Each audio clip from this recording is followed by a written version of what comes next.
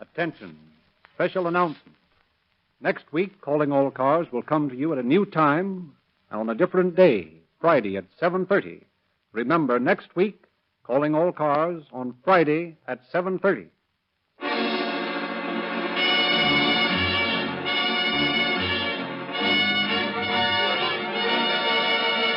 Calling All Cars, a copyrighted program created by Rio Grande.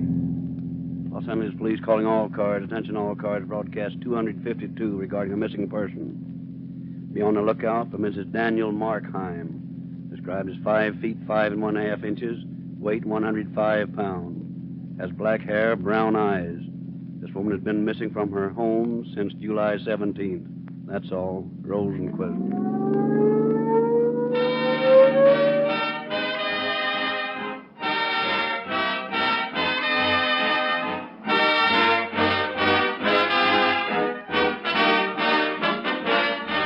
The calendar says summer is over, and before long, several radio programs that took a layoff during the warm months will return to the air. Calling All Cars, as you are aware, takes no vacation. Like the minions of the law, of whose achievements this program tells, and like Rio Grande cracked gasoline, it takes no holiday, is always on the job. Incidentally, friends, that is only one reason why Rio Grande cracked is the gasoline of public service, the most highly recommended in all the West. The drivers of your police cars, fire engines, ambulances, and other public serving equipment prefer Rio Grande cracked for other reasons.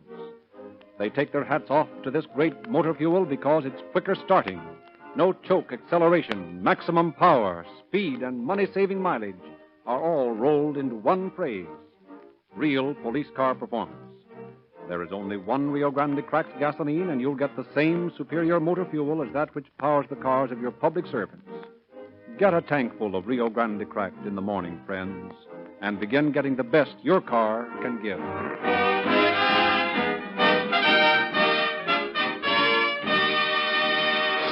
The authentic facts presented in this program are on file in the Record Division of the Los Angeles Police Department. We have therefore asked Chief of Police James E. Davis to open our program. Chief Davis. Tonight's story is one of those storybook affairs that occurs in every department of law enforcement sometime or another. Because as long as men let passion rule them, there will be crimes of violence. And as long as there are crimes of violence, it will be necessary for police officers to use their wits to capture the criminal. Irrespective of the criminal's motives, his intellect, or his method, he will eventually awake to the fact that very definitely crime is not a paying proposition. Just how this fact was brought home to the man in tonight's story, we shall learn as the program progresses. I shall reserve further comment to the end of the program.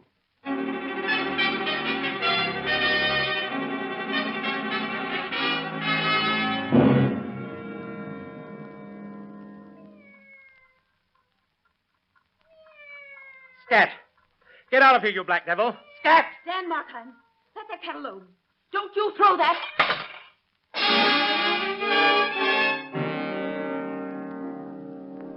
On the morning of July 17, 1932, a woman walked into the Bureau of Missing Persons in the Los Angeles Police Department. Good morning. May I do something for you? Well, I'd like to know how to go about finding a missing person. They told me in the homicide room across the hall that I'd have to come over here. Well, that depends a great deal on the circumstances surrounding the disappearance. Well, perhaps I could put it this way. If I could give you all the information you need about the person, will you have to question anybody else? Well, not if there are no criminal elements involved. Oh, I'm sure there are not. You see, I'm not even sure my sister... It's my sister I'm hunting for. I'm not even sure she has disappeared. Her husband says she's just gone away for a visit. Well, doesn't he know where she is? No, he says he doesn't. You see, he's a very timid man. Sort of Casper Milquetoast type, if you know what I mean. Yes, I guess I do. I wouldn't want him to know that I made this report. It would upset him. Well, how long has your sister been gone? Well, it's almost 3 months now. 3 months? And you're just now questioning it? Oh, yes. You see, she's gone lots of times before without telling any of us where she was going. But, well, this is the first time she's been gone so long. Well, if you'll just give me a description of your sister, we'll get out a bulletin on it. We'll let you know if we hear anything. Oh, thank you so much. I do hope nothing's happened to her.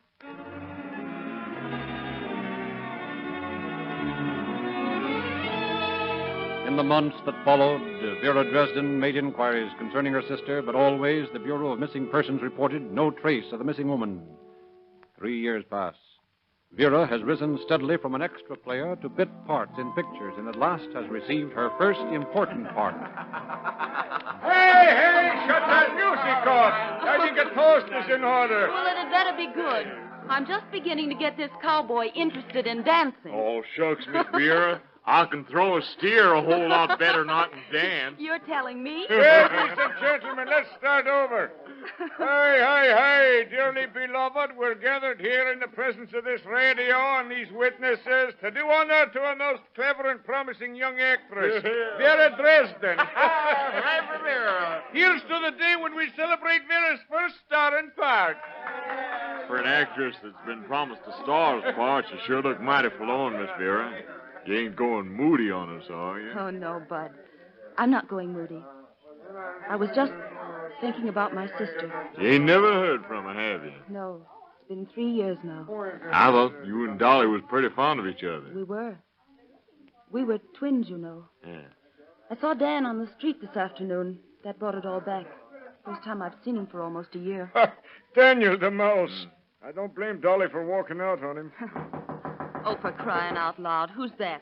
I'll go see. No, I'll go. Oh, it's you. Well, I was expecting you. Greetings, my beautiful sister-in-law. May I come into your parlor? Yes, come on in. I'm just in the mood to tell you a few things. Well, if it ain't Daniel, the line tamer. And drunk as a lord. Well, shuck my boots. The little rabbit is drunk. Yeah, I'm drunk. So what? And I ain't no rabbit. I'm a man, see? Yes, you must be. If you were half a man, you'd have my sister with you, or at least know where she is. Maybe I do, sister.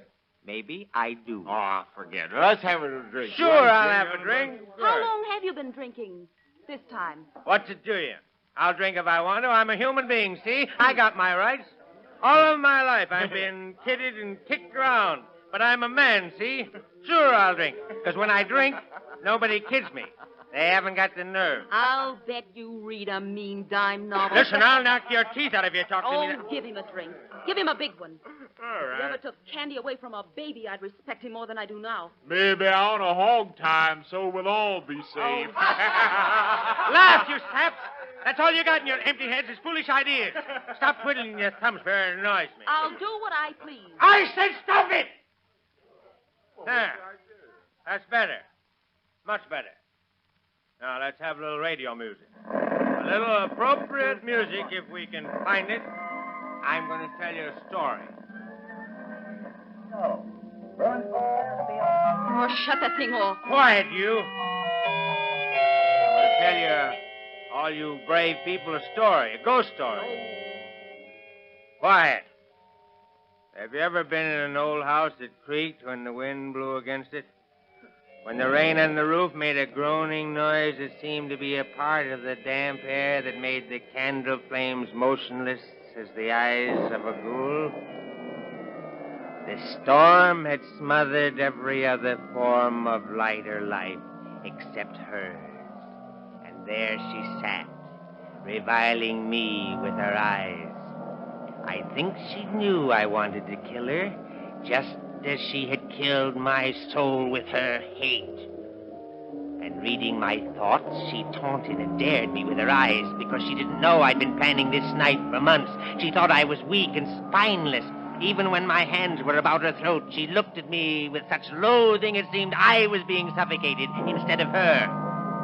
You know I'm going to kill you now, don't you? I'll make you believe it. You can't cheat me out of the only moment I've ever been your equal. You're dying. You're dying. Stop looking at me that way.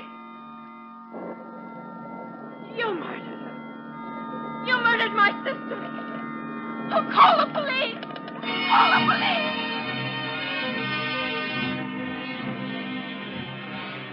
Daniel Markheim was taken into custody, lodged in the Hollywood police station. Next morning, Detective Lieutenant White and his partner Joe Page interview the prisoner.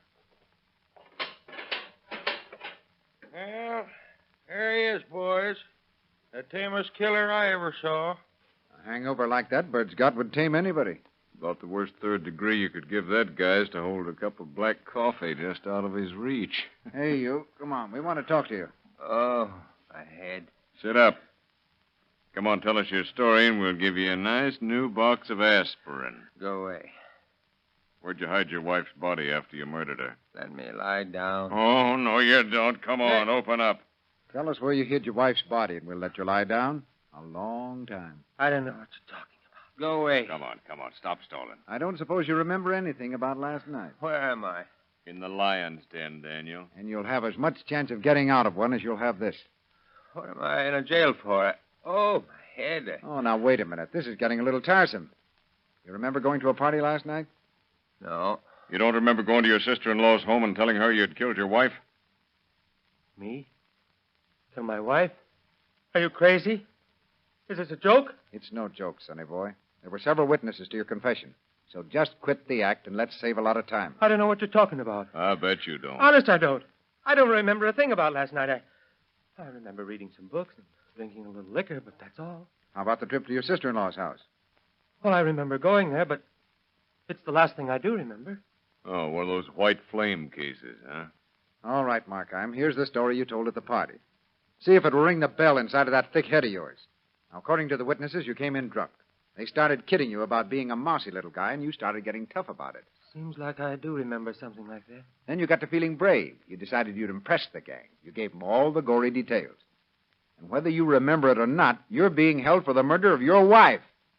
You'll save yourself a lot of trouble if you'll just tell us what you did with her. But I don't know what you're talking about. We'll find out sooner or later, Dan. But this is all a mistake, officer. You see, I like to read murder and horror stories, and when I drink, I get to thinking about them. It makes me feel brave. Some of the things I've read come to my mind, and well, I talk about them. That must be what happened last night. That's a good story. Keep it up. But it's the truth. I don't know what I said last night, but Vera and the rest of them must have been drunk, or they would have known that I hadn't really done anything to Dolly. Why, I love her more than anything in the world. All right. We'll find out whose mistake it is when we find the body. Come on, Joe. Let's go.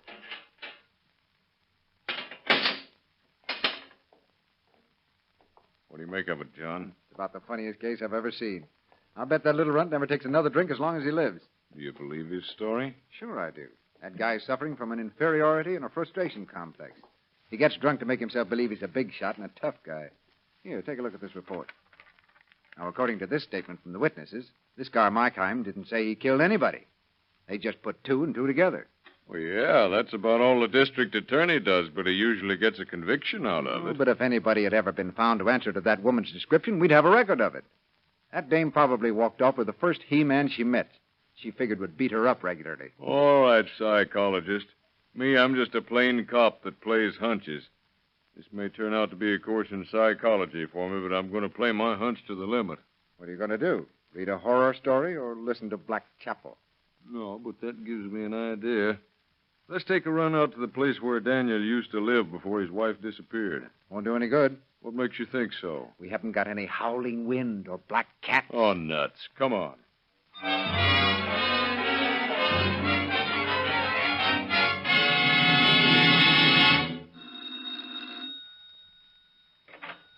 I don't want to buy anything. Whoa, wait a minute. We're not selling anything. We just want to ask you a few questions. We're police officers. Police? Well, what do you want here? Now, there isn't anything to be alarmed about, lady. We'd just like to know how long you've been living here. Well, I don't see what you want to know that for. Now, why don't you tell us and don't argue about it? Well, about 3 years. And that's 3 years too long. Why, don't you like the place? No, I don't like the place. Come on inside, and I'll show you why. That's what we've been trying to do for 5 minutes. We're moving out of this dump next month. I don't want to spend another rainy season here. This place gives me the creeps. The wind howls and makes funny noises. And we can't keep the dampness out. Besides, I think the place is haunted. Well, you mean you believe in ghosts? Oh, no, I don't, but whoever lived here before we did must have. Look here. For instance, now, here's what I mean. See this button? Sure. What about it? Well, just watch the wall when I push this button. Oh. Secret compartment, huh? Yes, and they're all over the place. Here's a fake dagger we found in one of them. Here, look in this drawer.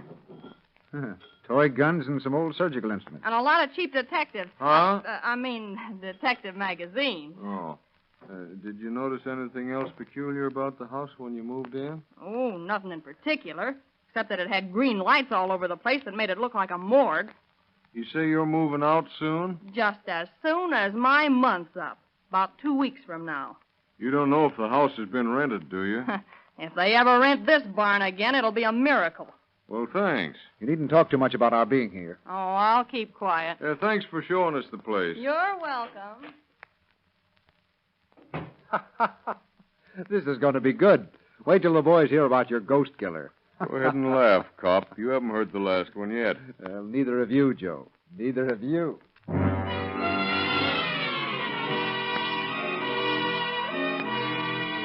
Markheim was released because of lack of evidence. Weeks passed with Detective Page spending weary and apparently fruitless hours studying the characteristics and mental processes of Daniel Markheim. They were apparently unvaried and seemed to lead nowhere. Hello, Dan. Mind if I sit down? Well, if it isn't my friend Joe Page. Sit down, Joe, sit down. Still interested in my criminal tendencies? No, not particularly. At least you understand me, even if you're not my friend. Oh, but I haven't any friends. You're most welcome, my friend. Sit down. Have a drink? No, thanks. I just stopped by on my way home. Of course. Listen, Page, I'm not a dope. I've never taken a drink without you popping up beside me. You're just like a detective in a fiction story. It's all right with me. I enjoy it, but you're just wasting your time. Is that so? Sure. How'd you like to hear me recite? Go ahead. My life is but a travesty and slander on myself. I have lived to belie my nature. All men do. All men are better than this disguise that grows about and stifles them. You see each dragged away by life, like one whom bravos have seized and muffled in a cloak. Say, you're pretty good. Well, I've read that story, too. It's Markheim by Stevenson. Smart guy, aren't you, Page? Well, not particularly, but I've read a few horror tales in my time. Well, here's one you haven't heard. He was a madman, tortured by the thought that she constantly reviled him. But there was one supreme moment worth living eternity for. To hear her begging for her life. Let's see you finish that one, Joseph. You never can tell. Maybe I will. Hey, you're a nice guy when you're sober, Dan. Why don't you stay that way? Sure I'm nice. Too nice.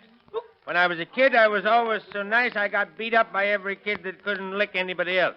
Then my old man would lick me for not fighting back. But now, it's different. Look at these morons around here. They think they're my superior just because they're bigger and tougher than I am. But I know different. They haven't got my nerve. When you've been drinking. What's the difference? Why can't that guy be still? Does he annoy you? If he doesn't stop that hicking, I'll shove him down his throat. You better sit still. You get a sock in the puss. So I'll get a sock in the puss. Hey, come on. Wake up. Get up on your feet. What's eating you? Keep away from me before I smack you. Oh, yeah? Okay, buddy. You asked for it. Hey, Dan. Come on, snap out of it. You hurt? Nah, forget it.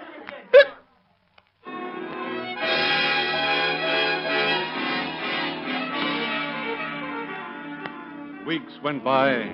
Summer gave way to autumn, and autumn became winter. Other headlines grew where the story of Dan Markheim had once flourished. The machinery of the law relentlessly ground out its investigations. Murder, suicide, robbery, all that goes to make the criminal activities of a great city, kept officers Dwight and Page occupied with routine duties. Then, early one morning in December, the two officers called at the apartment of Vera Dresden. Miss Dresden, you're an actress, aren't you? Well, what's my opinion against so many others? Huh? Oh. Well, I mean, professionally speaking. Oh, I have hopes in that direction. Well, I don't know when I've had as tough a case as this one of your sister's disappearance, nor one that I was as sure of. I think I'm right in what I've figured out on this case, but I'm going to need your help. In what way? Would you be willing to try a little acting experiment along with Lieutenant Dwight here? Oh, surely. Anything I can. I understand you and your sister are twins. Yes. We were often mistaken for each other. Did she have any peculiarities? I mean, little things that might make an impression on a person? I don't exactly understand you. I think Joe means, was she in the habit of doing anything that might get on a person's nerves? Oh. Well, as a matter of fact, she did. She used to crack her knuckles. Crack her knuckles?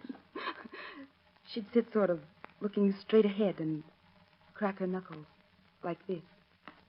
Enough of that would get anybody. Anything else? Yes, she used to whistle through her teeth. I see. Did she do much reading? No, she did very little. She would just sit with that faraway look in her eyes that made you wonder what she was thinking about. I thought so. What do you mean? Nothing. Did she have any pets? Dog, cat, canary, anything like that? Now, let me see. Oh, yes, I believe she did. I believe she had a cat. What kind of a cat? I don't remember much about it. Was it a black cat? Well, yes. Yes, it was. How did you know? He's been reading a book. Have you seen that cat since your sister disappeared? Well, come to think of it, I don't believe I have. You sure you wouldn't mind putting on a little act for us? Of course not. Anything you ask. Well, thanks a lot, Miss Dresden. We'll get in touch with you later.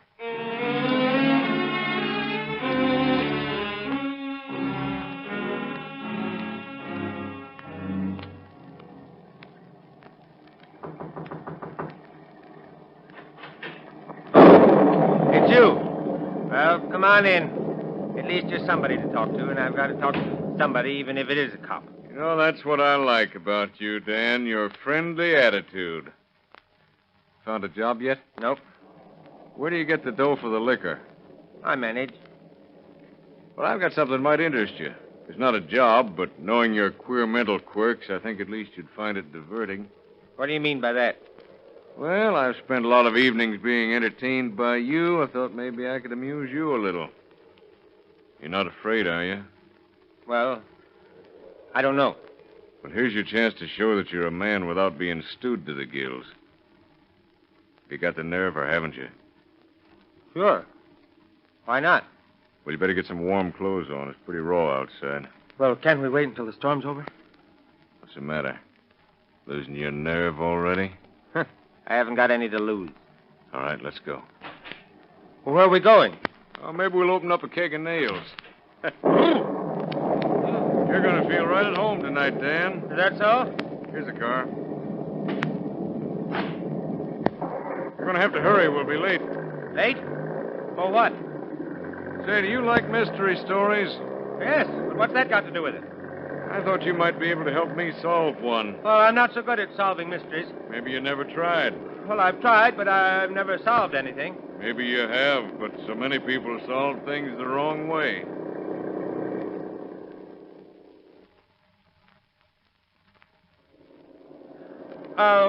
What are you bringing me down here for? You recognize the place? Why, yes, but why? Well, you told me you'd help me solve a mystery. Well, sure. Why not? Come on, let's get in out of this rain. I like the rain and the wind. I understand it. I don't. Come on. Home again. Hey, what are you going around the back way for? That's the only key I've got. Come on, hurry up. The trees still whisper the same things. The door hasn't changed a bit. Makes the same sound. All right, come on. The lights. They're just the same. Yeah. Listen.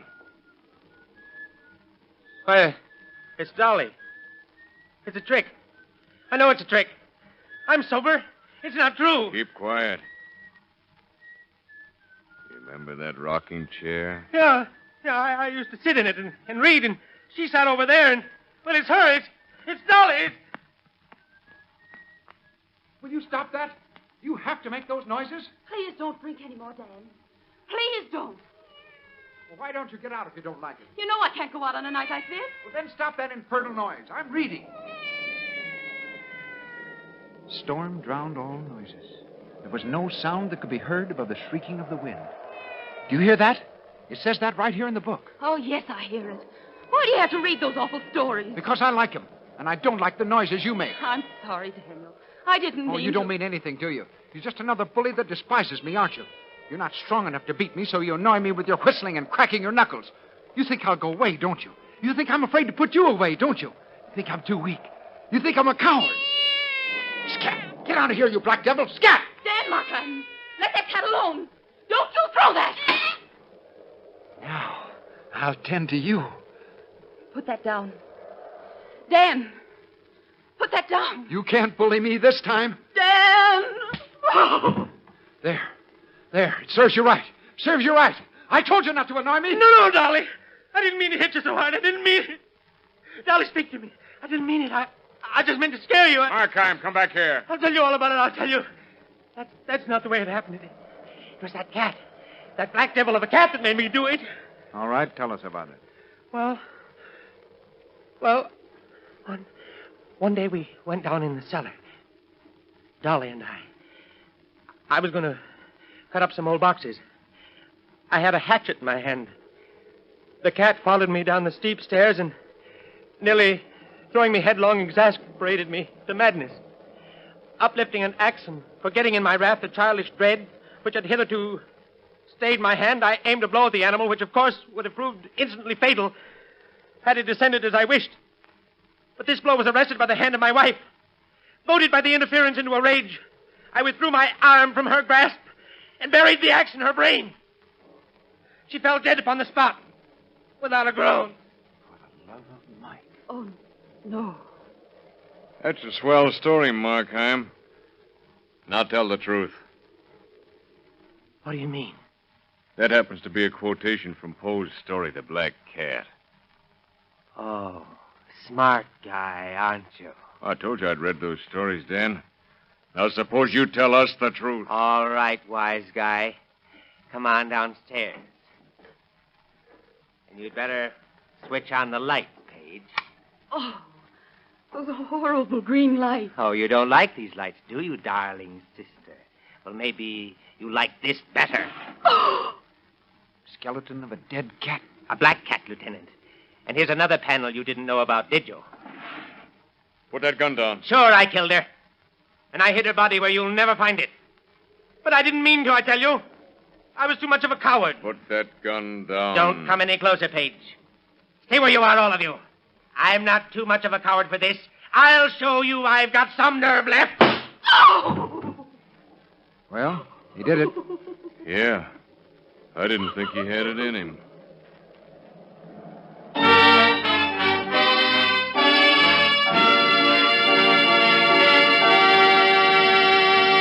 In just a moment, Chief Davis will conclude our program. During that brief moment, friends, may I remind you that you can't fool yourself nor your car by using less than the best of petroleum products. I mean Rio Grande Cracked, the gasoline of police car performance, and Real Lube, the newest and finest motor oil sold in the West. And now, Chief Davis. Daniel Markheim saved the state the expense of a trial. But again, he had overplayed his part. Through the intelligence and tenacity of police officers, the real disappearance of Dolly Markheim was finally solved. Investigation carried on in connection with the writing of this particular program brought forth the information that the missing woman, tiring of the melodramatic actions of her husband, had simply walked out. She died recently of tuberculosis in a San Francisco hospital. Thank you, Chief Davis.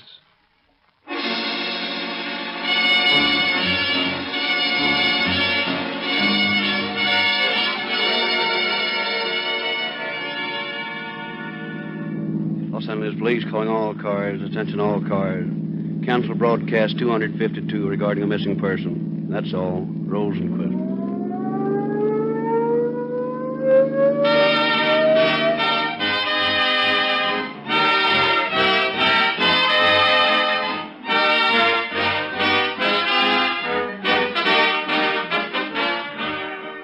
This is your narrator, Frederick Lindsley, bidding you good night for Rio Grande.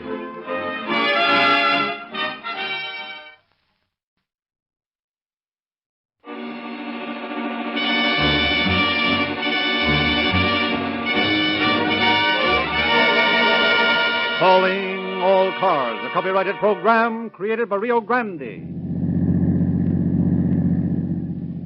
Sonoma County Sheriff's Office calling all cars. Attention all cars to broadcast 253 regarding a barking dog. Investigate the trouble. That's all. Rosenquist.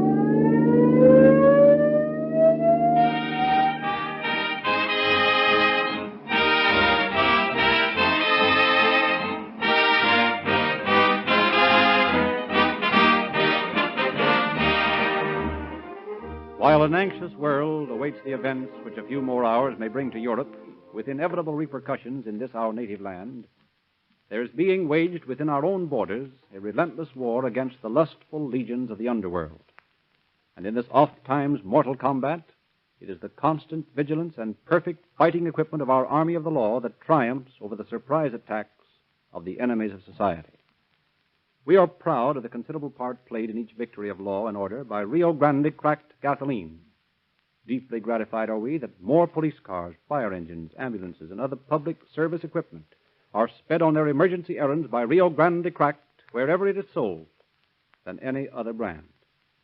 We are proud of the fact that heads of our California state and federal governments and tens of thousands of motorists have joined the long list of city and county officials in bringing the public service record of this truly superior motor fuel to an all-time high. If your motor doesn't snap to attention at your first command, if it fails to obey orders, as it should, drive into the red and white Rio Grande station in your neighborhood and enlist the aid of Rio Grande Cracked. Get police car performance in your car with Rio Grande Cracked, the most highly recommended public serving gasoline sold in the West.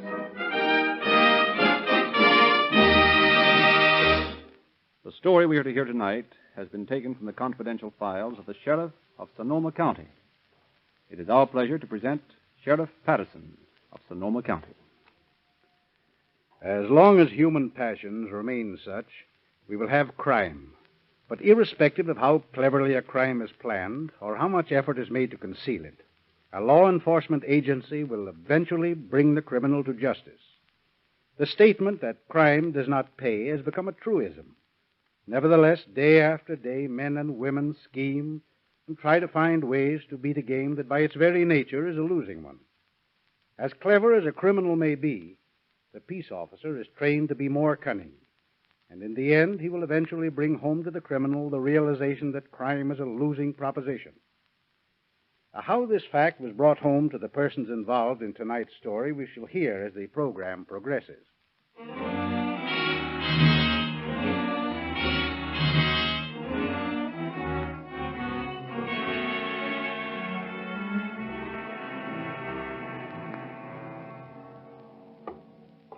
Who's out there?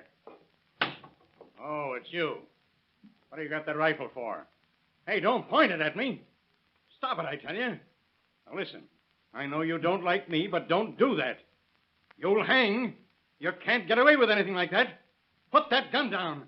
I'll give you anything you want, even money. Now, please don't. Why don't you say something? Stop pointing that gun!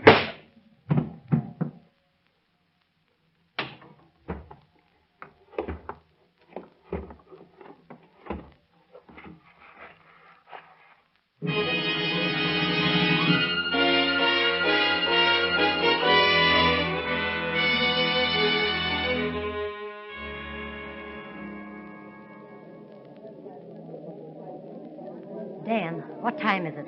Roughly speaking, I should say it was nighttime. All right, Dan, I want to know what time it is. What do you want to know the time for? I want to know if it's time to go home. The dance isn't over. Will you tell me what... All right. It's 5 after 11. Well, let's go. This place is getting on my nerves. We're anxious enough to get here. What's the matter with you tonight? There's nothing the matter with me tonight. Are you going to take me home or aren't you? Okay, where's the rest of them? Sent them out to the car. Then you knew what time it was. What do you mean by that crack? Oh, nothing. Oh, I just can't figure you out sometimes. Well, don't try to figure me out. You've got to get Rex. That's another thing. What you ever brought that dog along for, I don't know. I've got dog hairs all over me. You can get them off. It was nice of the garage man to let us tie him in here. Rex, keep quiet. Suppose he'll crawl all over us all the way home. Wouldn't mind if it was a poodle, but a police He dog. crawls over me, too, don't he? If I had my way, we'd tie him on back of the car and see how fast he can run. Now, hold still, Rex, till I get this rope untied. There. Now, get down, Rex. Get down. Get down, you, or I'll... Don't you kick him. He'll bite you. I believe the ugly cur would at that. Now, let's go get the kids from the picture show. They won't be out until 12. Well, you'll have to go in and find them. Why don't you? They're your kids. You know my eyes aren't good enough to see anything in a dark place like that. I'm sorry I didn't let your husband bring you to the dance.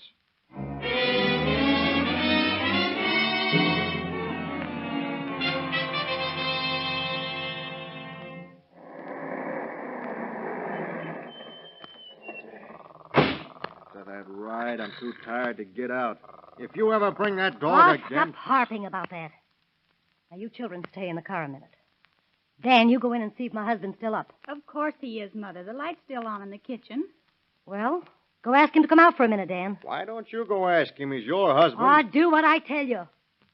I want to look at the moonlight. For crying out loud, I think you're nuts. Your old man's going to think so, too, when I ask him to come out and look at the moonlight with me. Gee, it is a swell night, isn't it? Yeah. You'd better go tie up the dog, Jane. Why? Is anybody coming? No, but tie him up anyhow. But why? Do what I tell you. All right, but don't get so excited. Hey, Mildred, come here, quick. What do you want? What's the matter? Come here and make the kids stay in the car. You children stay there. What's the matter, Dan? Dan, is anything wrong? Where's Mr. German? Isn't he in there? No, he's not in here. Something else is. What is it, Dan? What is it? Look, on the floor there. Oh, it's blood. Something's happened, Dan. Something terrible, I know it. What are we going to do? Guess you better look around. You got a flashlight? Yeah, there's one in the drawer. You want to come with me? Yeah, I got to, Dan. I've just got to. All right, but it looks bad. Dan, you were at the dance all evening, weren't you? You didn't go out, did you? Of course not. I danced every dance with you, didn't I? Yeah, sure. And lots of people saw you there, didn't they? Well, sure. Listen, you don't mean that people might think that I don't know, Dan. I'm scared. So am I. Look, something's been dragged along here. Looks like it was a body. How do you know it was a body? I don't know what it was. Do you? Of course I don't. Look, it was dragged through the break in the fence here. Yeah. Over this furrowed ground. What's that out there? That's it. It's him. I can't look, Dan. Tell me quick, is he dead? Yeah. He's plenty dead, all right. You gonna tell the kids tonight? I forgot about them. You take him into a hotel in town, Dan. I'll phone the sheriff. Yeah, you phone the sheriff, and when he gets here, you tell him where I went. And tell him I'll come right back, because if I don't come back, they'll come and get me.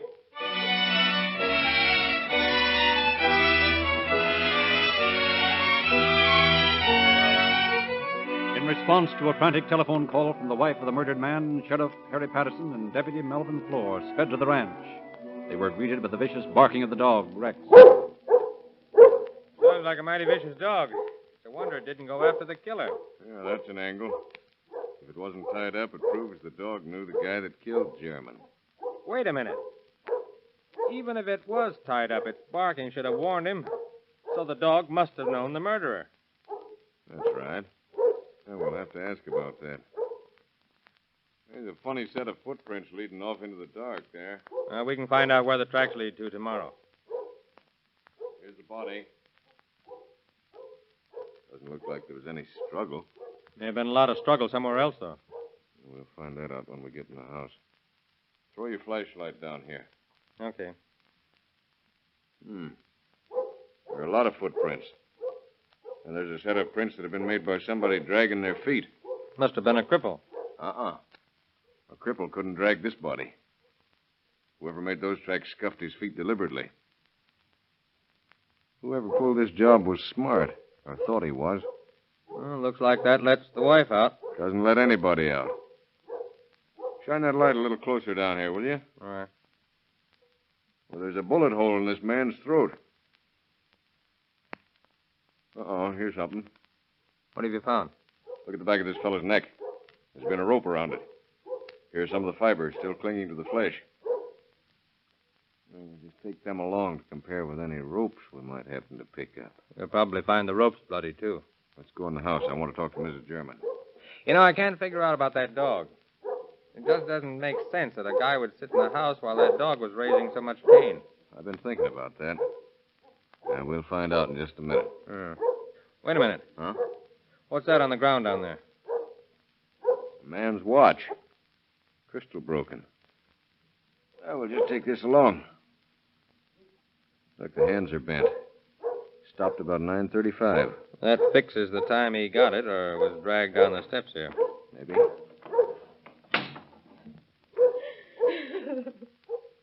Please don't cry, Mother.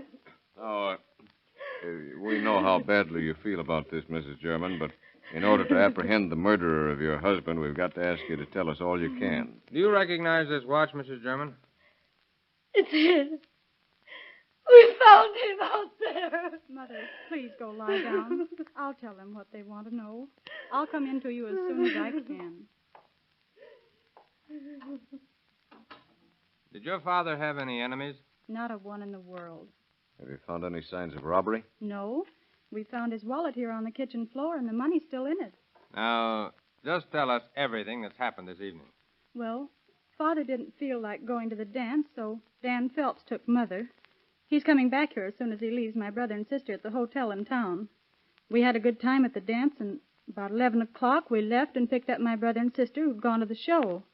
Then we drove home. When we got here, we saw the light on in the kitchen, but Dad wasn't in the house. So then we started looking for him, Dan and Mother and I, after I'd tied up the dog. We'd taken him to the dance with us. So Dan found Dad out there in the field. So Mother phoned you right away, and that's everything that's happened until you got here. So, you took the dog to the dance with you? Yes. But why did you do a thing like that? He has a nasty habit of running after the car. He did it tonight, and we didn't want him to get lost. It was too late to bring him back, so we took him in the car. Now, just suppose, Miss German, that the dog had been here instead of at the dance. Would he have attacked an intruder or barked at him? The point is, he barked at us. Yeah. He didn't know us. But would he have barked at someone he knew if he'd been here? Yes. He's vicious with everyone except the family. Oh, he's vicious with everyone, huh? Jane, I'm feeling better now. What were you saying? We were asking about the dog. Understand he's a good watchdog. Yes. I had Jane tie him up so he wouldn't bother you. Oh, so he wouldn't bother us. Well, I'm glad you did that, Mrs. German. Mighty glad.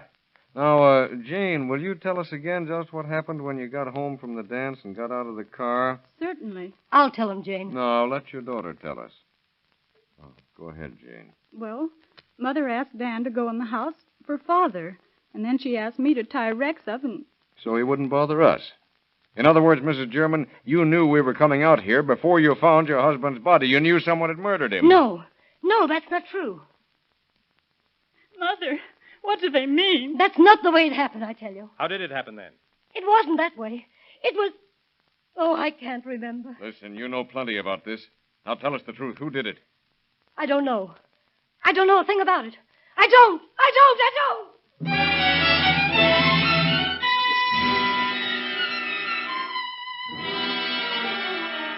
With the evidence of the murdered man's watch to mark the hour when his dead body was dragged from the kitchen, supported by the evidence of the coroner's report that German had been dead not more than 2 hours, Sheriff Patterson and his deputies began checking the stories told by the dead man's family.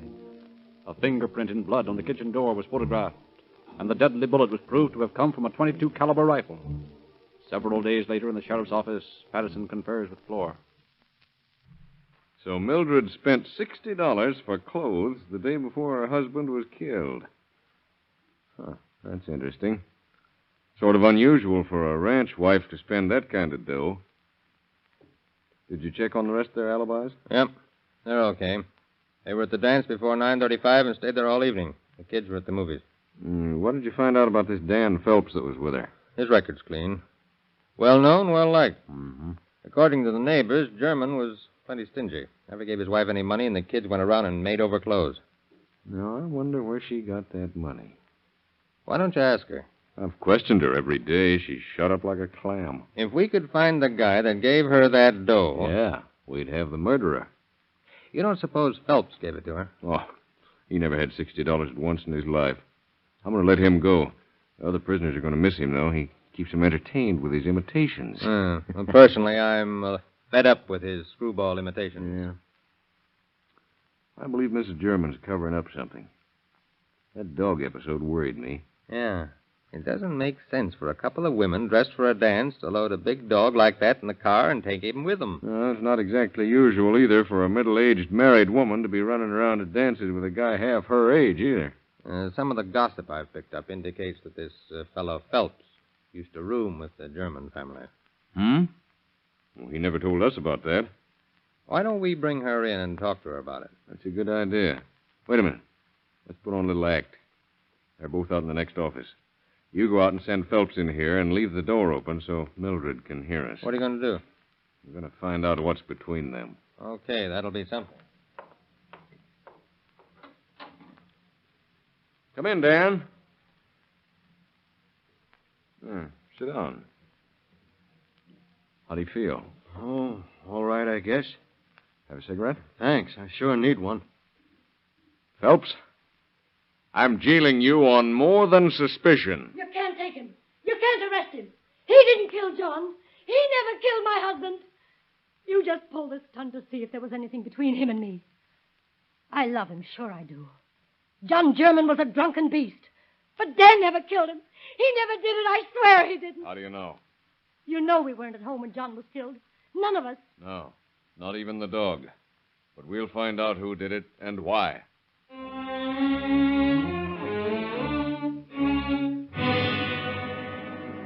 While Sheriff Patterson and Under Sheriff Money checked every available lead in town, Deputy Floor was busy in the community surrounding the German home, running down clues and questioning neighbors about possible enemies of the slain man. At last, late in the afternoon, Floor called the office, and Sheriff Patterson sped to the German farm.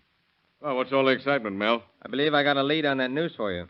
You mean the rope that is around German's neck? Yeah, I'm pretty positive it's the same rope. I've compared the strands we found on German's neck with this rope, and it appears to be the same. Here, take a look at it. It does look like it, doesn't it? Yeah, and those stains there. I'd say they're blood stains. Mel, I believe you've really found something this time. Where'd you find this rope? Right over there in those bushes. I followed those dragging tracks out this way, and the rope was lying under a bush right by that fence there. Who lives over there? Old fellow named Williams. Happy Williams. Who's he? Well, from what I can find out from the neighbors, he's been living here for years. Knows practically everybody. Know the Germans? Yeah, according to reports. That's really how I happened to be over this way. I was going to stop by and talk to Williams, but after I found the rope, I didn't go. Called you. Yeah, that's a better idea. After all, this rope may not be the one we're looking for. I don't know who's crazier, Williams or his neighbors. Why so? Well, he's silly, but as kind-hearted as they come. Yeah, well, that is being crazy in this day and age. But the crazy idea that people have about him is that he's got lots of money hoarded. Oh, they say that about every hermit. Yeah. Well, I talked to several people who say that they saw him flash a roll that would choke a cow. Yeah? Well, let's take a visit over to see our hermit friend. It'll be like visiting a branch bug house if the inside's anything like the outside of the dump. Well, maybe he's got another piece of rope, and I hope a .22 rifle. Mm-hmm. And if he has, we'll borrow it.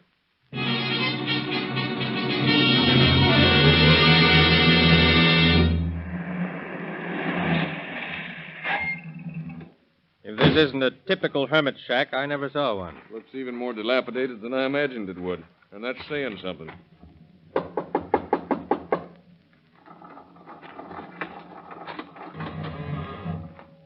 Howdy, boys.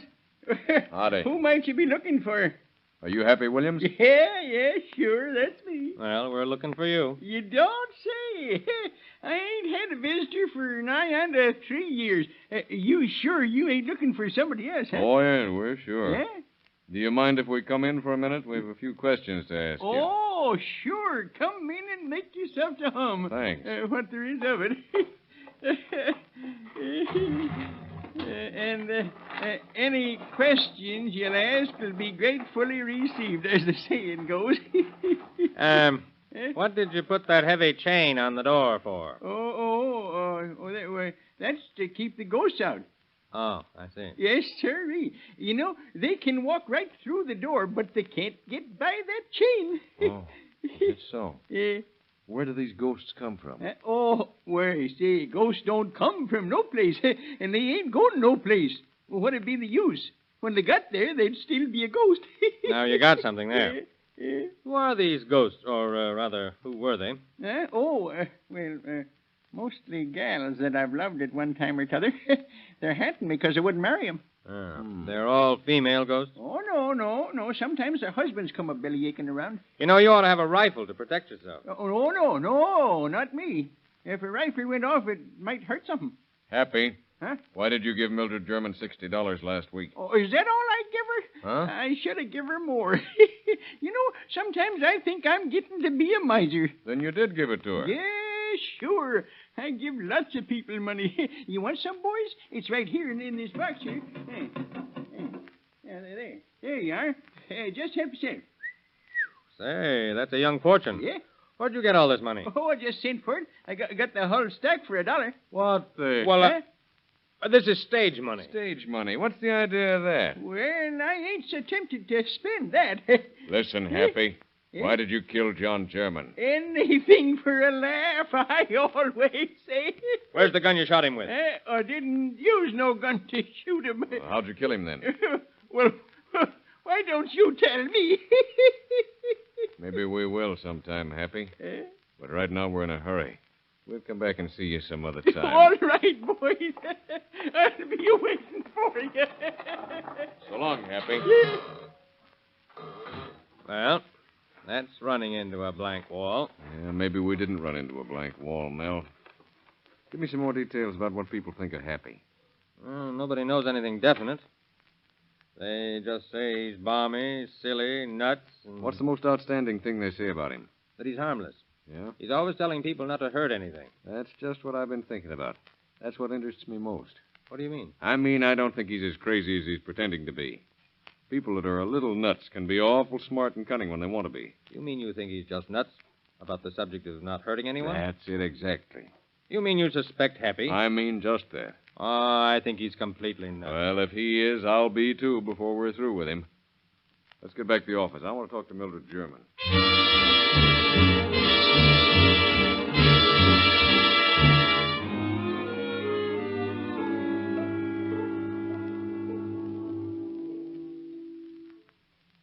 Sit down, Mildred. What do you want?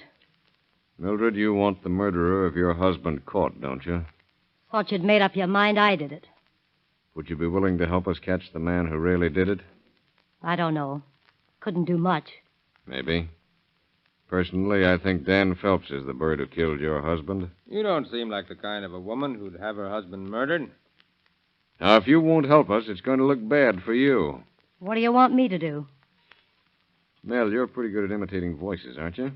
Fair. You think you could imitate John German's voice? I guess I could. Why? Well, tonight we're going to pay a visit to Dan Phelps' cell. If you really suspect Dan, you're nuts. Well, Happy said he... Happy? Said he'd what?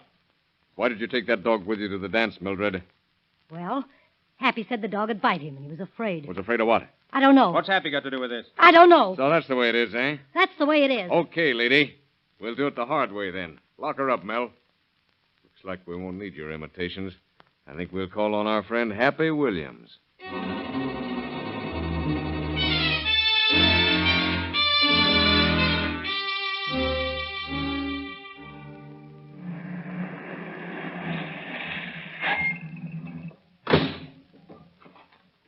Well, here we are again, Mel. Keep your eyes open. Don't worry, I will.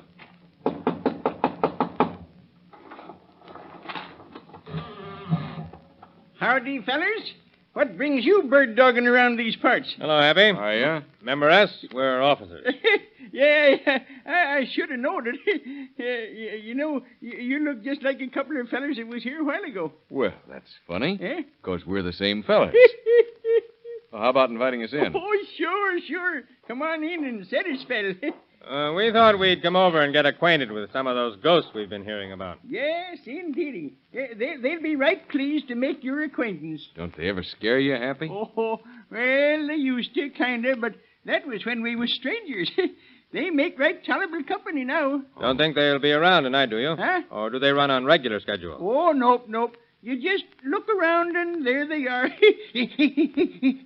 There's one just went by the window. See it? Huh? Looks like a new one.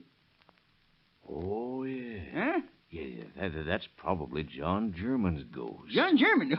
Oh, my goodness, when did he die? You know when, Happy. Oh, you quit your kidding now. How should I know? Where'd you hide the rifle you shot him with, Happy? Oh, now, it ain't polite to say things like that. You fellers got a wrong idea. You're a great lover, aren't you, Happy? Oh, how'd you know that? Oh, the neighbors told us. Yeah? Yeah, they told us lots of things. Yeah. Mildred German told us some things, too. What'd she tell you? You're in love with her, aren't you, Happy? Oh. That's why you wanted John out of the way, isn't it? That's why you were afraid of the dog, isn't it? No, 'tain't so. There ain't a word of truth in it. If you keep talking like that, now, I won't like it. That's why you killed him, isn't it? Oh, dag nabbit, mister. Will you listen to reason? I couldn't kill John without hurting him, could I?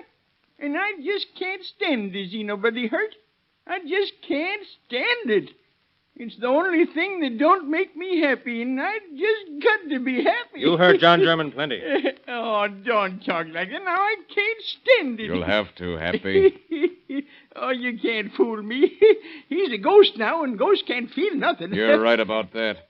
But live folks can. What do you mean by that? I was just thinking of how Mildred German's gonna feel when they hang her. No, they can't do that. You can't hang her. Mildred German killed her husband. She'll have to pay for it. I won't let you do it. I'll stop you just like I stopped him. Watch him, Sheriff. Get him. Give me that rifle. Give it to me.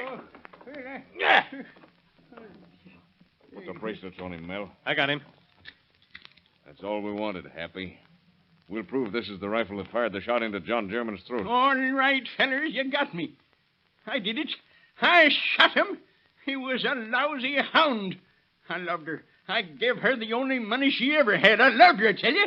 She was beautiful, yes, and she was a good woman, too. And you were just fooling us by pretending to be crazy, huh? And believing in ghosts. Yeah, sure I was. But when you said you was going to hurt her, I just couldn't stand it. Did she tell you to kill her husband? Well, she said she was going to the dance, so I told her to take the dog along. And while they was gone, I'd make my little visit. He treated her like a dog, and he died like a dog.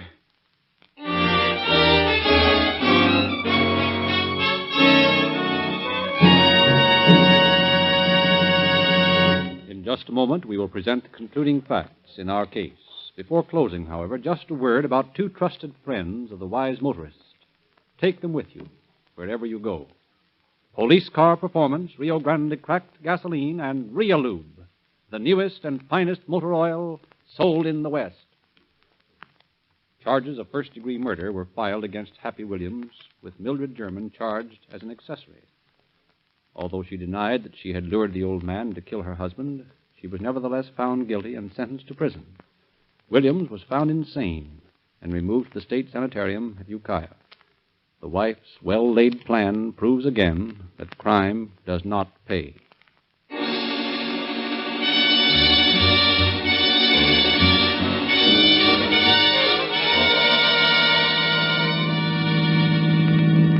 Sonoma County Sheriff's Office calling all cars. Attention all cars. A cancellation broadcast 253 regarding a barking dog. Suspect in this case is now in custody. That's all. Rosenquist.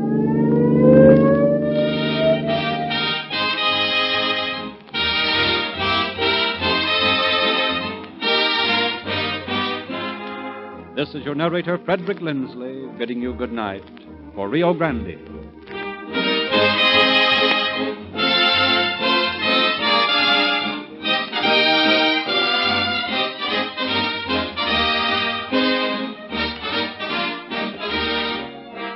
Next week at this time, Rio Grande will present The Case of the Tearless Magdalene.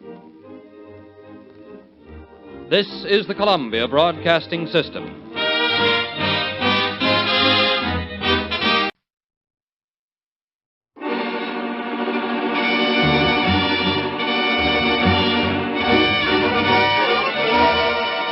Calling all cars, a copyrighted program created by Rio Grande. Los Angeles Police calling all cars. Attention all cars. Broadcast 254 regarding a fire. Assist a fire department arson squad in investigation. That's all. Rosenquist.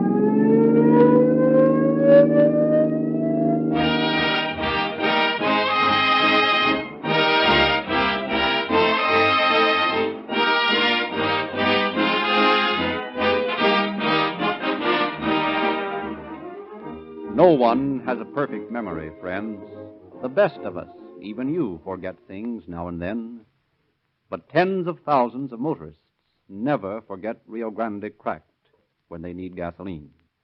Even the most forgetful of motorists are constantly reminded of this superior gasoline in so many ways that almost instinctively they turn in at the red and white Rio Grande station whenever the gas tank needs refilling. Reminded? In what ways, Dr. Lindsley?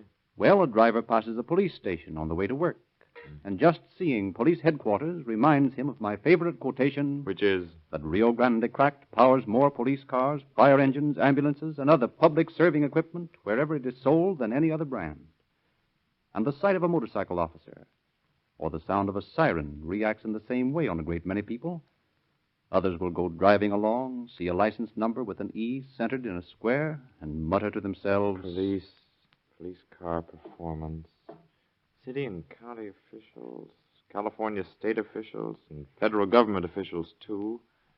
Pickup, speed, power, miles. Yes, now I remember. I was supposed to get a tank full of Rio Grande crack. Because it's the most highly recommended public serving gasoline sold in the West.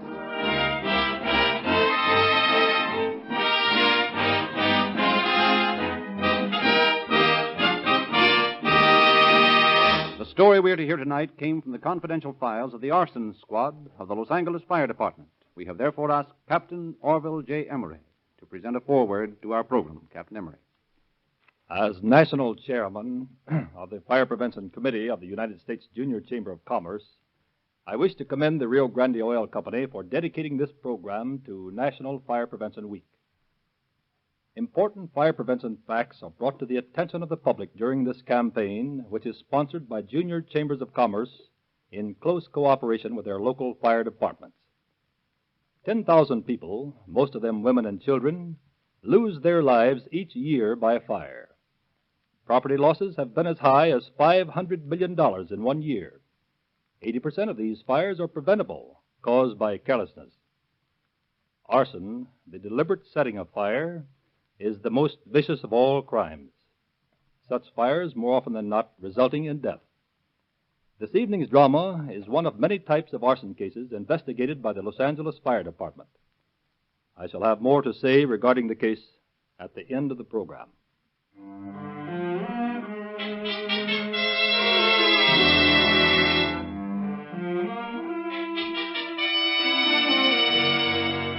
On the morning of July 8, 1929, two women sat talking on the front porch of a house on Moulton Street. Is the baby asleep, Josephina? I don't know. Don't you think you better go look? He's all right. I'd feel much better if I knew he was all right. You'd think he was your baby instead of mine. Wait until you're a grandmother. Then you'll understand. Heaven forbid. You didn't want the baby, did you, Josephine? Why should I? That's no way to feel about your child. Well, that's the way I feel. Well, he's here now, and you'll have to look after him. You don't have to remind me. I know. It's my duty. Is it such a heavy duty? Well, no. Of course not. Then why you fume about it? I want to work, you know that. I can't work with a baby on my hand. But you have a good home and a good husband. What more do you want? Just because he's your son, do you think he's a good husband? Well, he's not. Valentin is a good boy, Josephina. He provides well for you and the baby. I'm fed up with him. You better see about the baby, huh? Oh, all right. If it'll make you feel any better.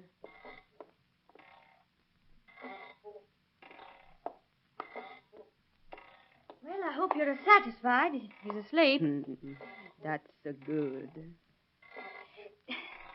Do you have to keep up that rocking? Josephina, what's come over you lately? You're so jumpy and nervous. You're not like you were when you married my Valentine 2 years ago. Oh, let up on me, will you? I'm all right. I'm just tired, that's all. Why don't you go lie down, huh? Take a nap, rest a little. Oh, I'm sorry, Mama. I didn't mean to speak to you like that. I'm sort of on edge today, I guess. Have you and Valentine been quarreling again? Oh, wasn't anything. What was it about this time? I asked him for money to pay the milk bill. And what did he say? He said, just it. He didn't say anything. Oh, nothing at all. Nothing. Some night I'm going to look at that fat face of his just once too often. And I'm going to choke the daylights out of him. Josephina, you know should talk that way. Why not? Just because he's your son? You know better than that. You know should think of choking anybody to death. Well, maybe I'll shoot him. Oh, maybe. Maybe you'd better see about the baby again. Oh, he's all right. You worry too much.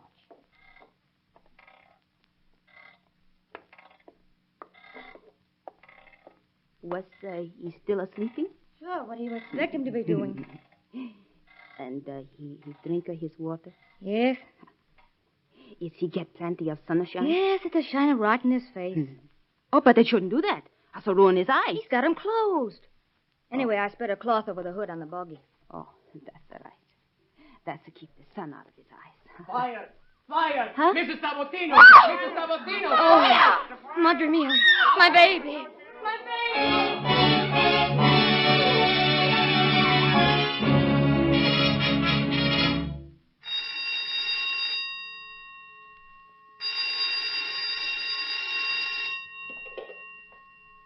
Engine 1, Captain Welty speaking. You've got a fire at 669 Moulton. 669 Moulton. Okay. 669 Moulton. Yes, sir. 669 Moulton. Okay.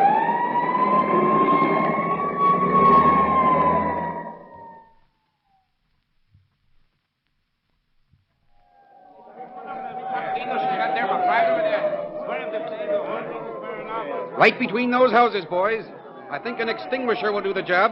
Oh, my baby. Well, whose baby is this? The young woman, Mrs. Sabotino. Well, it looks as though there isn't much left for us to do. Who put the fire out? We did, this boy and myself. We poured water on the baby buggy and got that out. Then we tried to put the fire out on the side of the house with the hose, but it wouldn't work. I'm afraid there isn't much we can do for the baby. Oh, it was dead when we got the fire put out. Well, if you'll give me your name, I'll make a report of this.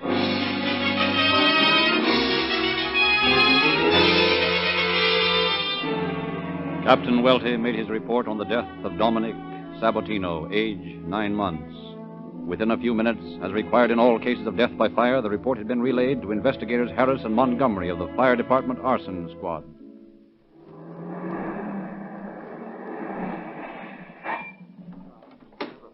Well, Ed, this looks like the right place. Uh-huh. I see the hole burned in the side of the house. Wonder how the fire started. According to the report I got, looks like the sun struck the baby's water bottle and set fire to the buggy.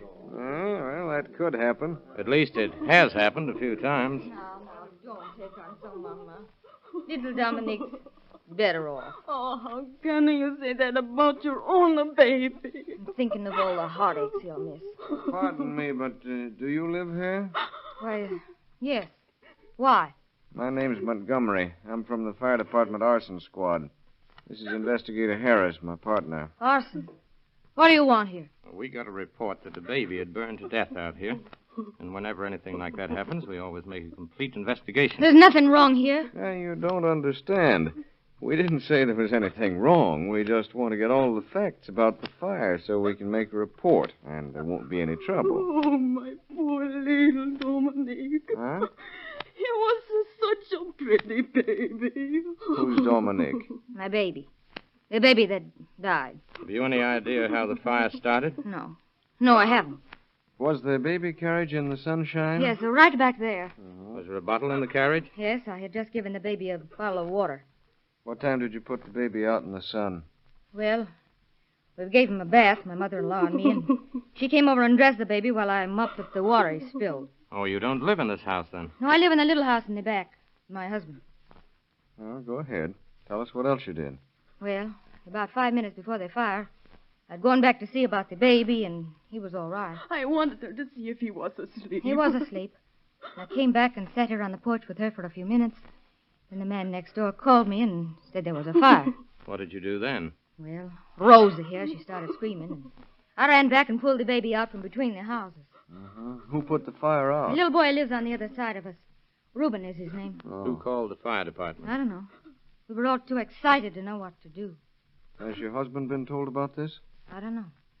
I think one of the neighbors phoned the place where he works. Where is that? He works at one of the picture studios out in Culver City. Has your husband any enemies that you know of? No? I don't know of anybody. You and your husband get along all right? Yes? How long have you been married? 2 years in April. Well, if he comes in the next hour or so, let us know, will you? We'd like to get some information from him. All right. I will. This is a funny business, if you ask me. I was just thinking the same thing. Yeah? What makes you think so? Well, for one thing, the lack of tears on the part of that mother. The mother without tears, huh? Exactly. She doesn't act like a woman whose baby is just burned to death. Yeah, you're right about that. But you know, grief affects some people in strange ways. Maybe she hasn't had time to think of what's happened. Maybe not. That's not much like the other members of her race. The grandmother seems to be taking it pretty hard, doesn't she? That's exactly what I'm driving at. The one who should be showing signs of grief isn't. And the one who should be the calmest is having hysterics. Doesn't make sense. Yeah, you're right about that, too. But we won't find out much around here. Let's get down to the morgue and get a look at that baby.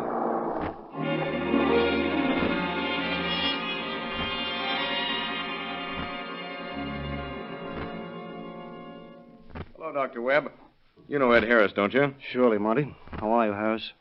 Doctor, we want to see a report on that Sabatino case. That's the baby that was burned to death, isn't it? Yeah. I have it right here. I was just going over it. Was the baby alive when the fire started? Apparently so. From the seared condition of the throat and lungs, it's evident that the child was alive when the fire started. It probably smothered from the smoke. Is this the buggy that was burned? Yes, that's the one. Any signs of incendiarism? Not that I found yet. Thing's pretty badly charred, though. Yeah, it must have been a pretty hot fire. There's something else that doesn't make sense. I understand the fire spread to the house. Yeah, burned a hole about 3 feet wide in the siding. Are you sure there isn't anything else that might have killed that baby? Sure of that, Doctor? That's very sure. There are no marks of violence we can find, and there's no poison. How about being choked? Would that show? Certainly. The cartilage in the neck would have been crushed. Well, that lets that theory out. I'm afraid it does, Ed. Just for luck, though, why don't we go out and have a talk with that mother again? That's an idea. Besides, maybe the father's come back.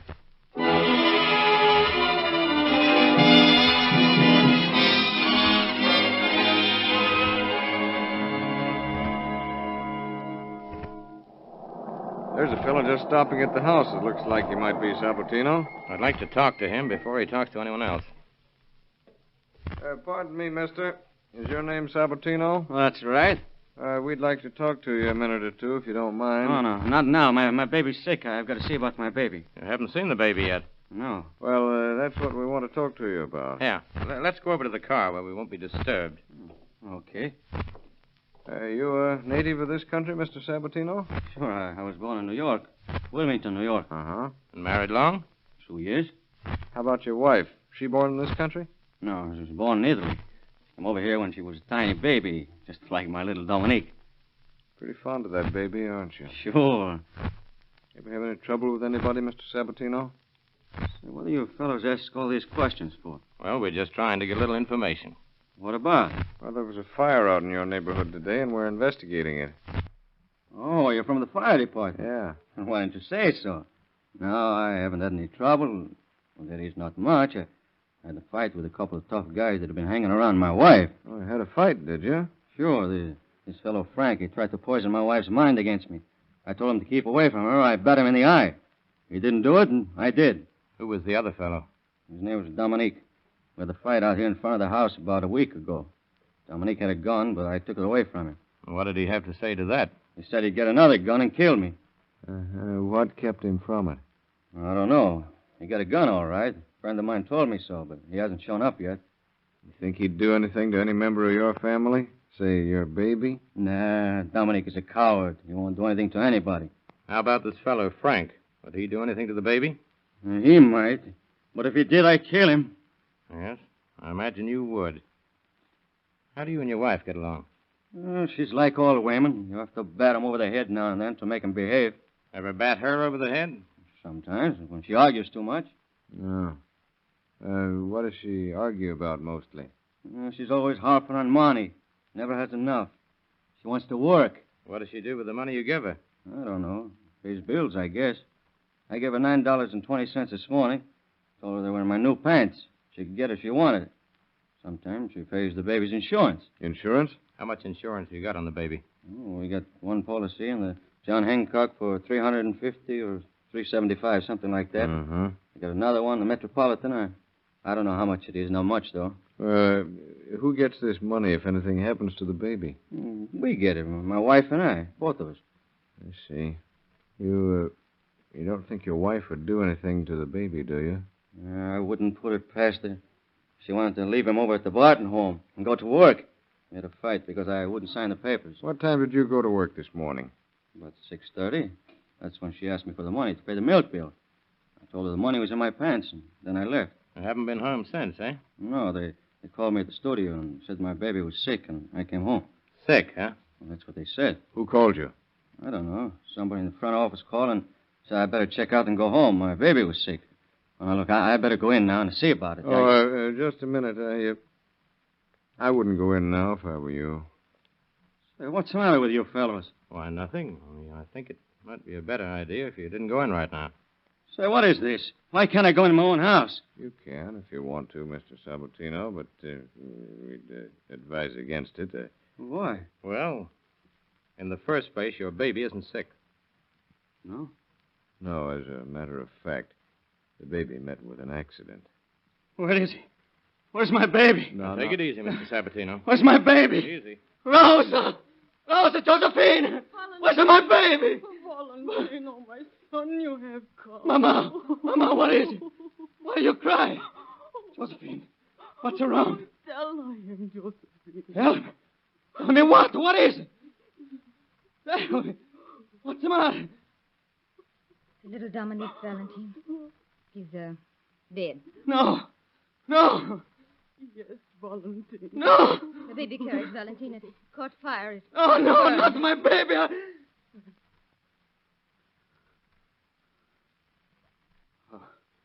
How did it happen? I don't know.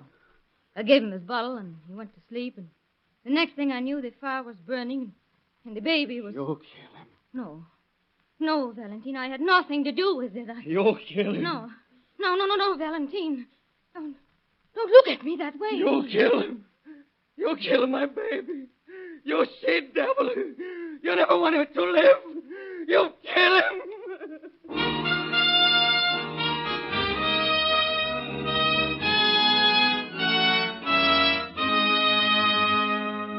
The grief-stricken father and the mother were taken to department headquarters, where, after consultation with the head of the Arson Bureau, the officers were convinced now that a crime had been committed. Mrs. Sabatino was taken back to the scene of the fire. Now, Mrs. Sabatino, we want you to show us where you put the baby's buggy when you left him out here. Right there between the two houses, on the walk. Which way was his head? This way, north. Well, then the sun couldn't have struck that bottle, Harris. Oh. Hey, wait a minute. Huh? There's a place on the walk where a match has been struck. Where? There. Who struck a match there, Mrs. Sabatino? I don't know. Yes, she does, Huh? too. I saw her strike a match there this morning. You shut your trap. Not so fast, lady. Come here, little girl. What's your name? Esther. How old are you, Esther? I'm 10. You live around here? Uh-huh. I live right back there in that house. And you say you saw Mrs. Sabatino strike a match here this morning? Yes, sir. What'd she do with it? I don't know. She's lying. Maybe. Now, just keep quiet. You didn't see what she did with the match? No, sir. She went back of the house with it, and I was over in my yard. How long was that before the fire? Oh, just a little time. My mama called me and told me to go to the store, and I ran. Mm-hmm. What else did you see? I saw the matches. You keep quiet or I'll have slapped you. No, you won't do anything. You saw what matches, Esther? The matches that she throwed away. Oh, where'd she throw them? Right back there by that piece of tin, by the wash sink. Oh, are you sure they were matches? Oh, yes, sir, I'm sure. Well, what makes you so sure? I picked them up. Oh, you picked them up. What'd you do with them? My sister, well, that is my brother's wife, she made me throw them away. Why? She said they might think that I started the fire. Where'd you throw 'em? Right back where I found them. Harris, see if the matches are still there. Oh, they ain't there now. Oh, where are they? Emma picked them up and gave them to her mom. You little liar! Quiet. Who's Emma? She's Mr. Sabatino's sister. She's older than me. You saw her pick the matches up? Yes, sir. She gave them to Mr. Sabatino's mother. Well, Esther, was this before the fire? Oh, no, sir. It was after the firemen had been here. Emma saw Mrs. Sabatino wringing out the diety, too. Oh, when was this? Just before the fire started, I smelled the gasoline. Where? Where she wrung the diety out. I'll pay you back for this, you little... Oh, you won't do a thing to anyone, sister. I'm about fed up with your threats. Esther, show me where you saw her wringing out the diety. Well, I didn't see her, but Emma did. It was right over there by that sink. Let's go over and look at it. Emma asked her what she was doing, too, but Josephina wouldn't tell her. She said it was a dish rag. Did Emma think it was a dish rag? No, sir, it was a diety. Emma saw her get it off the clothesline. Is this the sink? Yes, sir, right there. I do smell gasoline around here. Is that where you found the matches, right back behind the sink? Yes, sir, that's the place. Well, you wouldn't play with matches, would you? No, sir. My ma'd hit me if I did. It's dangerous. You bet it is. Now, Esther, did you see Mrs. Sabatino after you got back from the store? Yes, sir, she was out in the backyard. Or was that after the fire? Yes, sir. Was she crying? No, sir, but Mrs. Sabatino's mother was crying, and I cried, too. I'll bet you did. Were you scared? Yes, sir. Well, Esther, you've been a good little girl to tell us all these things. You better run along and play now, though. We want to talk to Mrs. Sabatino. Okay. And don't play with matches. I won't. Mama'll hit me if I do. It'd have been a good thing if somebody'd hit you, Mrs. Sabatino, when you started playing with matches. That brat's full of lies. Maybe. What'd you do with that gasoline you soaked that cloth with? There wasn't any gasoline. Now, don't hand us that stuff. Where is it? You wait here, Harris. I got a hunch. What now? I'm going under that house and look for a gasoline can. You won't find anything under there. You hope? I don't know what you're trying to do, but if you believe that kid, you're crazy. Maybe we are. But just the same, I believe it. You think I'd kill my own baby? Has been done. Okay, Harris, I found it. Big one? Oh, only a gallon can, but half of it's gone. How about that, Mrs. Sabatino? I don't know anything about it. I thought you said there wasn't any gasoline around the place. Where was it? Clear over in the back on the top stringer, right against the floor. Oh, that's the stuff my father-in-law uses to clean the paint off his hands. Maybe it is. We don't think so. Come on, let's get started. Where to now? The county morgue. Hey,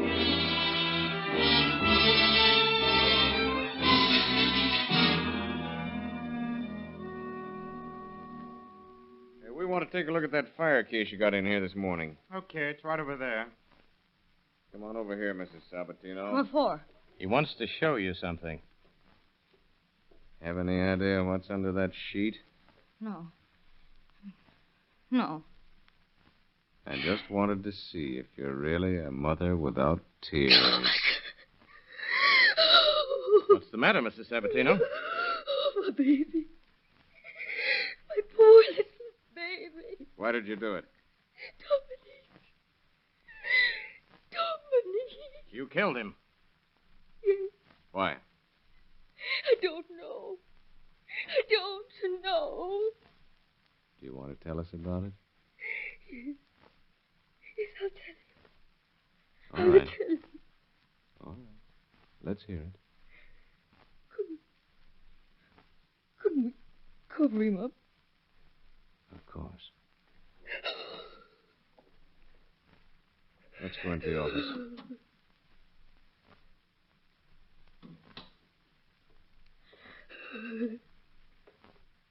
Now begin at the beginning and tell us all about it. Well, it happened all of a sudden. This morning, I made up my mind to do something to spite my husband. I asked him for some money to pay the milk man. Valentine, I need some money for the baby's bank. So what? I'm ashamed to look the man in the face. Oh, for Pete's sake, we don't owe him so much. We owe him $4.20. Well, what of it? You'll owe him a lot more than that. He's not going broke if he don't get it today. Told you for the last time I want some money. Oh. I suppose you'll run away again. With that guy Frank. And what if I do? You'll let me catch you with that bird again, and I'll bring both your necks. Oh, no, you won't. Oh, you think not? I've done it before, you know. If you ever lay a finger on me again, I'll kill you. Don't make me laugh. You try it and see. Oh! Okay, try that one and see how you like it.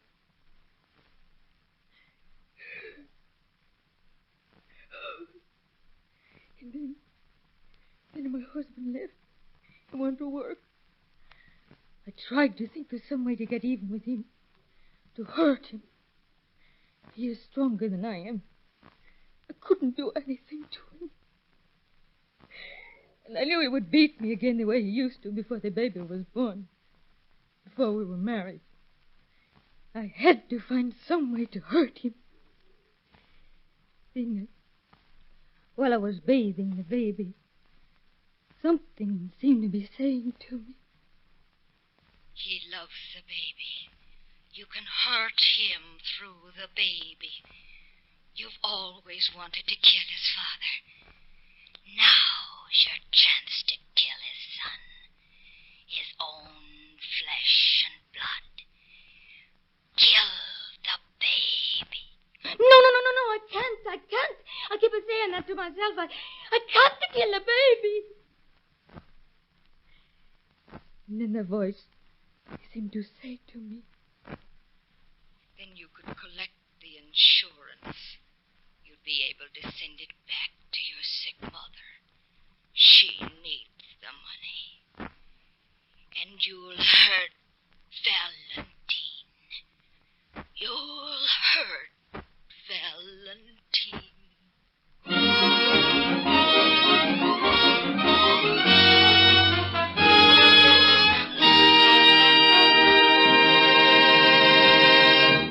In just a moment, we shall hear the concluding facts regarding this story. Friends, Rio Grande presents Calling All Cars as a thank you to many thousands of loyal patrons and as a suggestion to others that you also may enjoy the benefits of police car performance, Rio Grande Cracked Gasoline, and that indestructible lubricant, Real Lube, the newest and finest motor oil sold in the West. And now, Captain Emery. Mrs. Sabatino, whose name we obviously have changed, was brought to trial, found guilty of murder of her son, and sentenced to life imprisonment in San Quentin. Judging from the trouble he later encountered, her husband apparently lost his reason. Stark tragedy has dogged the entire family. Another and most conclusive proof of the statement that crime does not pay. Thank you, Captain Emery.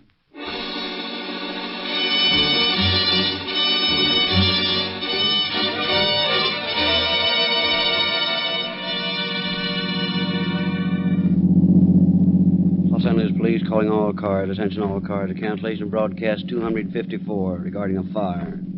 Suspect in this case is now in custody. That's all. Rosenquist.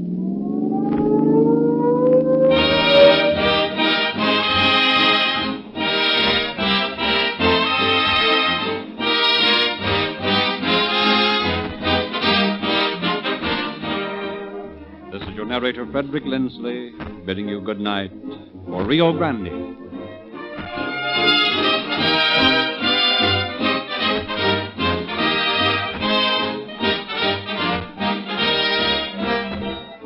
Next week at this time, Rio Grande will present The Case of the Blonde Paper Hanger. This is the Columbia Broadcasting System.